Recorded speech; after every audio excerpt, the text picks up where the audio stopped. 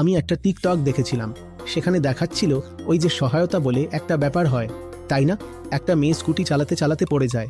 মেয়েটা পড়ে যাওয়ার সাথে সাথেই ছাদ থেকে লাফিয়ে জানালা বেয়ে এদিক ওদিক থেকে নয় নয় করে 3 সেকেন্ডের মধ্যে 30 জন এসে হাজির হয়ে যায় তার নিঃস্বার্থ সহায়তা করতে, আর তাকে নানাভাবে ওঠাতে শুরু করে দেয়।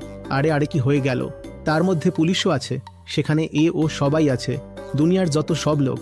একটা মেয়ে স্কুটি থেকে পড়ে গেছে, 30 জন পুরুষ দৌড়ে এসে গেল তার নিষ্কাম সহায়তা করতে। আর তারপর দেখাচ্ছিল যে এরকমই দুটো ছেলে যাচ্ছিল, তারা পড়ে যায়। পড়ে যেতেই সেখানে ঠেলাগাড়িওয়ালা এসে আগে তো লাথি মারে, তারপর বলে সালারা নেশা করে চালাচ্ছিস।